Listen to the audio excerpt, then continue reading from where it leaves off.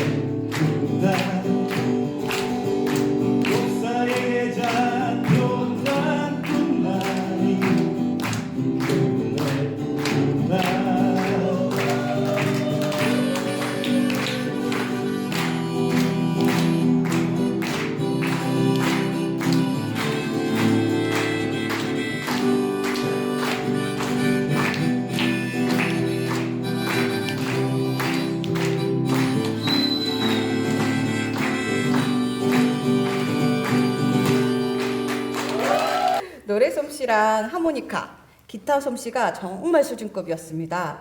노래나 악기를 배우신 적이 있으세요? 네, 제가 대학 때 동아리에서 그 예전에 고등학교 때는 그런 거 있지 않습니까? 솔직히 얼굴도 별로고 말솜씨도 별로고 해서 그건 아니죠. 동아리가 그걸 이런 리액션을 원하셨던 거 아닌가요? 동아리를 들어서 뭐 여자친구도 하나 만들고 싶고 그런 시기지 않습니까? 그래서 동아리에서 이제 친구들과 같이 배웠습니다. 배웠는데 솔직히 지금 보면 너무 이제 수박 겉핥기식으로 배웠기 때문에 또 우리 동지 여러분들이 보시기에는 조금 부족한 것도 있고 또 제 마음에도 많이 부족하죠. 그래서 그것 때문에 좀 죄송한 마음도 많이 있습니다. 좀 체계적으로 배워둘 걸 그런 게 좀 있습니다. 보니까 이게 안전을 담당하시는 선장님이시잖아요. 그러니까요. 그러니까 완벽주의자이신 것 같아요. 보니까. 그러니까요. 저희가 그렇게 봤을 때는 잘하시면서. 정말 프로급 이상이었거든요. 아닙니다. 너무 가찬. 저희는 이렇게 악기를 한 손과 두 손이 따로 논다는 거는 상상을 해본 적이 없는데, 심지어 입까지. 예, 입까지. 네, 역시 악기를 독학으로 배우셨다고 하셨습니다. 네. 독학으로 배울 생각을 하신 이유가 무엇이었습니까? 근데 저희가 솔직히 그 학교랑 집이랑 너무 멀었어요. 멀어서 기숙사를 이제 이용을 하는데 저녁에 할 게 없지 않습니까? 그때 1학년 때는 제가 뭐 말 그대로 이제 공부에 별로 취미가 없어서 네. 친구들과 1학년 때만? 네. 아, 친구들과 이제 놀고 하는 게 너무 좋아가지고 네. 이제 하다 보니까 친구들은 기타를 잘 쳐요. 근데 제 혼자만 너무 옆에서 그냥 가만히 있는 것 같아서 안 되겠다 해서 저녁부터 계속 매일 저녁 3시간씩 3시간씩. 네, 연습을 했는데 한 3개월 되니까 노래 한 2곡 정도는 깔끔하게 되더라고요. 네. 그때부터는 뭐 라이브 카페나 이런 데서 많이 다니면서 했습니다. 말죽거리 잔혹사 보면 권상우가 이렇게 기타 연습하잖아요. 그 장면이 이렇게 떠오르네요.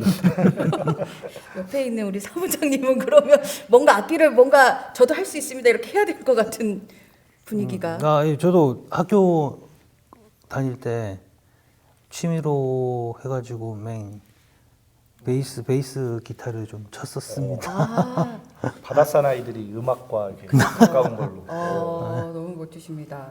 혹시 악기나 노래 이외에 다른 취미가 있으신가요? 제가 원래 바닷가에서 이제 자랐기 때문에 원래 고향이 바다 네네네. 쪽이세요? 강원도 삼척이라서 아, 네. 거의 한 50m만 걸어가면 바다일 정도로 이제 정말 가까이 살았습니다. 그래서 낚시를 매우 좋아하거든요. 네. 그래서 시간이 날 때마다 낚시를 자주 하고는 했는데 지금은 너무 바빠서 할 엄두를 못 내죠. 근데 너무 동떨어진 것 같아요. 이렇게 악기 막 이런 노래 이러다가 갑자기 뜬금없이 낚시. 낮에는 낚시하고 다들 저녁에는 노래 부르고. 알겠습니다. 자녀도 그때 저랑 잠깐 만나서 얘기하실 때 자녀도 악기를 잘 다룬다고 하신 것 같습니다. 혹시 자녀와 합주도 해본 적이 있으신가요? 합주는 좀 그렇고요. 저희 아들이 제가 뭐 체계적으로 배우지 못했으니까 좀 그때만 해도 저희 때는 촌에는 솔직히 학원이나 이제 실용음악 학원이 이런 게 없지 않습니까? 없어서 좀 그런 게 좀 우리 아들은 좀 체계적으로 좀 배워야 되지 않겠냐 싶어서 어릴 때부터 피아노를 좀 가르쳤거든요. 근데 얘가 저를 닮은 것 같아요. 죄송해요. 제가 너무 크게 웃어서. 저를 닮았는지 얘가 이제 피아노를 워낙 많이 치다 보니까 악보만 봐도 그냥 다른 악기도 치더라고요. 네, 조금만. 그래서 요즘에는 리코더에 빠져가지고 리코더를 너무 잘 봅니다. 네. 그런 게 음악적인 기질이 조금 이렇게 닮았나 봅니다. 네, 그런 게 좀 있는 것 같아요. 얼굴 보니까 너무 이렇게 흐뭇한 표정을 보여주고 계십니다. 네. 이제 조금 일에 대해서 이야기를 해보겠습니다. 해고를 당하기 전에 선장이었다고 하셨습니다. 네네. 어떤 노선에 제가 이제 이 배 쪽에 이런 자는 거 잘 몰라서, 그러니까 제가 타는 배는 유람선, 이렇게 섬을 관광시켜주는 유람선만 좀 타봐서 제가 좀 이런 지식이 좀 짧음을 이해해 주시고, 어떤 노선의 선장이셨습니까? 그리고 근무 시간은 어떠셨는지 한번 궁금합니다. 네, 강릉에서 강원도 강릉에서 그 동해안이죠. 네. 그러니까 울릉도와 독도를 경유해서 이제 운영을 하는 여객선이 있습니다. 시스포빌 여객선에 그 시스포빌이라는 회사에 여객선이 5척이 있거든요. 거기에 시스타 1호, 3호, 5호 이런 식으로 해서 11호까지 있습니다. 예, 마지막까지 제가 11호, 시스타 11호 선장을 하고 내렸는데 네. 5척이면 꽤 큰 회사인 네. 거죠. 이런 여객선 업계에서는 좀 많이 큰 회사입니다. 그래서 강릉에서 울릉도까지 3시간. 네.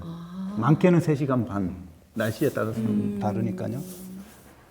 또 울릉도를 이제 울릉도에서 내려서 승객 다시 태우고 독도까지 가면 또 2시간. 독도까지. 네. 관광하고 하는데 다 하면 총 해서 4시간 정도 걸립니다. 독도에서만. 독도에서만. 네. 다시 울릉도로 와서 다시 또 강릉으로 또 가는 스케줄이거든요. 그래서 하루 준비하는 시간이나 이제 승객들 승하선 시간 이런 것까지 다 합치면 15시간에서 16시간 정도 다 써야 그러면 되는. 하루에 15시간에서 16시간 근무하시면 그 다음 날은 좀 쉬거나 이러지는 안 하신 거예요? 네, 그런 거 실수가 없습니다. 그런 거. 매일매일. 네, 거의 매일입니다. 이거 정말 고된. 네, 맞습니다. 회사 측에서는 그러니까 최소한의 인원으로 최대한의 이익을 창출을 해야 되는 뭐 목적이니까. 선원들은 근로기준법 적용이 안 되나요? 네, 선원은 근로기준법이 그럼 주 52시간, 52시간 위반 뭐 이런 문제도 없이. 네, 맞습니다. 와, 이건 정말 살인적인 노동이네요. 네, 선원법에도 저희가 선원이니까 선원법을 적용을 받거든요. 근데 선원법에도 뭐 모태는 말 그대로 근로기준법입니다. 네. 근데 근로기준법에서 이제 뭐 허용하는 52시간, 주 52시간 네. 계약서 상에는 그렇게 써요. 아, 네. 그렇지만 보시면 전 말씀드린 것처럼 그러니까요. 이렇게 하루 15시간이 넘어가면 매일매일 이렇게 한다면 그걸 헐 넘어버리거든요. 그렇죠. 네. 문제가 생기니까 말 그대로 가짜 계약서를 작성을 해서 이거를 지키지도 않는 거죠. 네, 이 가짜 계약서 자체도. 네. 많이 문제가 있었습니다. 저는 그러니까 15시간 근무하면 그러니까 하루는 근무하시고 하루는 다른 선장님이 대체하시고 그러니까. 이렇게 생각을 했거든요. 그래서 사실은 이제 선장분들이 많겠다. 선원들도 많겠지만 선장분들도 많겠다라는 생각을 했었는데 너무 이거는 일 15시간 하고 집에 가서 잠깐 자고 나오는 수준이라서 네. 네.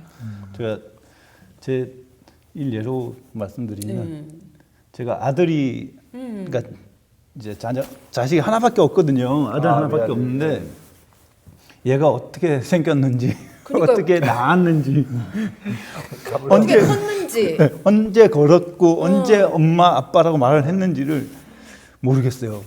경험이 없어요. 그니까요. 그럴 수밖에 없을 것 같아요. 네. 이 정말 이 현실은 좀 많이 개정을 좀 해야 되고 지금 우리 해운지부 이 지부장님과 사무장님 말고도 사실은 그럼 선장 일을 하고 계신 배를 운행하고 있는 업체들은 대부분 이렇게 운영을 하고 아닙니다. 있지 않겠죠? 네네. 원래 이 저희 여객선 같은 경우는 어떻게 보면 그냥 연안 여객선이라고 좀 소형 여객선인데 좀 스피드가 매우 빠른 배입니다. 그러니까 시속 70km 이상 달리는 배이기 때문에 솔직히 이제 이 업무 과도함으로써 이제 피로감이나 이런 걸 조금 해소시켜 줄 수 있는 방금 말씀하신 대로 그렇게 인원을 보충을 해서 이제 로테이션을 이렇게 돌아가면 정말 좋겠죠. 네네네. 네. 그렇지만 회사는 그렇게 하지 않습니다. 그렇죠. 원래 선박에 최소 승무 정원이라고는 제도가 있어요. 네. 최소 8명 이상은 타야 되는 배였습니다. 이 배는. 그러면 말 그대로 항해사나 뭐 기관사나 이런 분들도 있기 때문에 로테이션을 잘 돌아갈 수가 있겠죠. 그렇죠, 그렇죠. 그렇지만 회사에서는 이제 이 배가 국제선 기준으로 만들었기 때문에 그렇다라는 핑계를 대는 거죠. 네. 근데 국내로 들어오면 완화가 됩니다. 법이. 국내법은 완화가 돼요. 완화가 되면서 말 그대로 선원을 줄여도 된다. 8명이었던 선원이 6명, 마지막에는 5명까지 줄여서 뭐 쉬는 날은 뭐 고사하고 임금 자체도 그렇죠. 주고 싶었던 그거 그대로 주는 거죠. 그러니까 8명이 이제, 받았었던 금액 있을 때 금액이나 뭐 5명이었을 때 금액이나 똑같은 거죠, 임금은. 최소 8명이 최소 해야 할 일을 5명이서 하는 건데 그것도 교대 근무도 아니고 매일 하게 네. 되시는 거고요. 그럼 그 살인적인 노동 강도뿐만 아니라 그로 인해서 이제 안전사고 위험이 곳곳에서 도사릴 것 같은데 그 승객들은 그런 줄도 모르고 네, 막 맞습니다. 여행한다는 그쵸. 마음에 설레서 그 배를 타는 거잖아요. 승객들 입장에서는 3시간만 타면 그쵸. 되는 거거든요. 그렇죠. 이런 뒤에 이런 어두운 면이 있는지는 저희가 잘 몰랐습니다. 네. 제가 이제 선장이라고 하면 저는 이렇게 어렸을 때 만화를 너무 많이 봤어요. 그래가지고 파이프 담배, 후크 선장 이런 것들이 생각나는데요. 선장은 어떤 일을 하는 건가요? 단순히 배만 보는 것이 다인가요? 네, 배는 두 파트가 있습니다. 각 뭐 모든 회사에 말 그대로 이제 부서가 나눠져 있지 않습니까? 배는 이제 갑판부, 갑판부. 네, 갑판부에서는 이제 항해나 이런 그 선박 내에 이제 부서적인 이제 승객들 관리 이런 걸 다 포함을 하는 거고요. 그 업무를- 갑판에 나가서 논다 할 때 그 갑판. 네, 맞습니다. 그래서 그렇게 그러니까 이제 총칭을 해서 부서를 만듭니다. 그래서 갑판부, 이제 기관부, 기관은 말 그대로 엔진 계통을 이제 다 총괄을 하는 부서고요. 그래서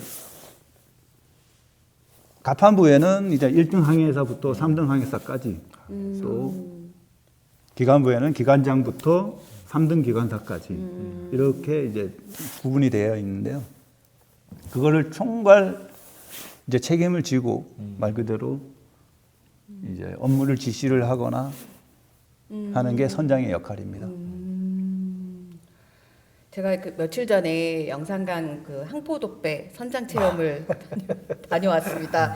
사실은 이제 선장 체험이기는 했으나 거의 유람이었긴 했지만, 근데 선장님이 하시는 일이 되게 많더라고요. 그래가지고 자격 조건도 까다롭고 막 항해사 막 이런 게 있어야 된다고 하셨고, 근데 이제 박성모 지부장님이 모시는 배, 이렇게 항해하는 배는 독배와는 좀 다른 네. 배인 거잖아요. 그래서 배 크기가 어느 정도 너무 죄송해요. 이게 아니면 몇 명이 이렇게 탈 수 있는 버스 몇 개 크기 뭐 이런 거요? 25인승, 뭐 25인승 뭐 이런.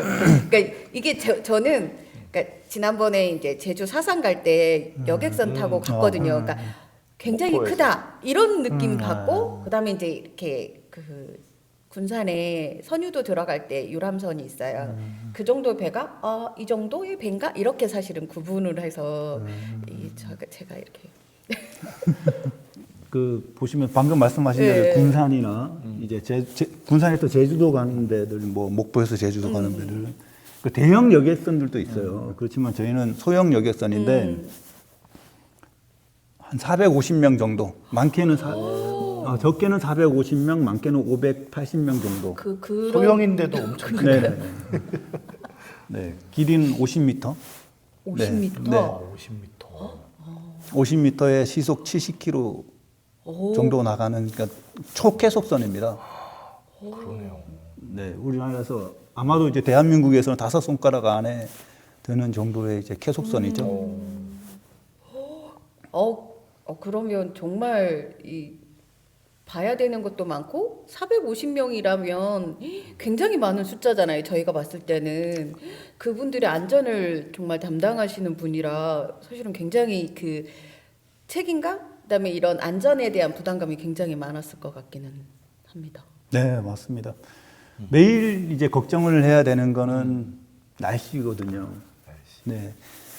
배가 말 그대로 이제 50m밖에 안 되기 때문에 뭐 풍랑주의보나 뭐 태풍이 오거나 이럴 때는 솔직히 운항이 정지되니까 네. 괜찮습니다. 근데 그 전까지는 운항을 해야 되거든요. 그렇기 때문에 매일매일 이제 날씨나 이런 것들을 걱정을 해야 되는 거죠. 뭐 기상 정보든 또 승객들이 또 너무 많으면 또 짐도 많으니까 이걸 어떻게 배치를 해야 되나. 승객들은 좌석표로 갖고 와서 자기 좌석에 앉으면 되지만 짐은 막 비행기처럼 이렇게 집어넣는 케이스가 있으면 좋은데 맞아요. 그게 없어요. 배에는. 왜냐하면 이제 배가 많이 흔들리면 쏟아져서 쏟아지니까. 다치게 되는 이런 상황이 생기기 때문에 그런 걸 또 화물칸이 따로 있기 때문에 직원들을 시켜서 적시적소에다가 말 그대로 이제 배치시켜서 어떻게 이제 운영을 해야 되나 이런 것들을 고민을 많이 합니다. 그러면 선장으로서의 근무한 경력은 얼마나 되셨는지, 그리고 이제 아까 말씀하신 대로 저희는 이제 성수기, 막 비수기 이러면 성수기는 막 관광객들이 몰리는 이런 날씨 좋은 화창한 날 아니면 휴가 때, 그리고 비수기는 눈 오는 날 이렇게만 생각을 하거든요. 그래서 성수기 때랑 비수기일 때 일정이 혹시 다르신지? 네, 많이 다릅니다. 저는 솔직히 이 회사가 이 시스포비라는 회사가 2010년도에 이제 만들어졌거든요. 신생 회사였습니다. 근데 그 신생 회사에 2010년도에 같이 입사를 해서 만들 때부터 원년 멤버. 네, 맞습니다. 입사를 해서 2013년도부터 제가 선장을 했거든요. 그래서 올해 14년이니까. 그러면 10년 완전 좀 그 넘었네요. 회사랑 모든 동고동락을 같이 했다라고 볼 수 있겠네요. 네, 맞습니다. 배 한 척으로 지금 예전에는 배 한 척으로 시작해서 네. 지금은 다섯 척까지 커졌으니까요. 그러니까 네, 뭐 개국공신인데. 근데 정말 나쁩니다. 예, 성수기 때는 뭐 비수기 때는 지금처럼 말씀하신 대로 이제 겨울에는 이제 비수기니까 워낙 이제 동해안 쪽에는 파도가 심하거든요. 그렇죠, 그렇죠. 네, 그래서 선체나 뭐 배가 말 그대로 망가지거나 승객이 많이 다칩니다. 그렇죠, 그렇죠. 네. 운행하면. 네네. 그렇기 때문에 겨울에는 뭐 운항을 안 하고요. 이제 봄부터 가을까지 이제 11월까지만 딱 이제 운항을 하는데 네. 아까 말씀하신 대로 평상시에는 비수기 때는 말 그대로 15시간.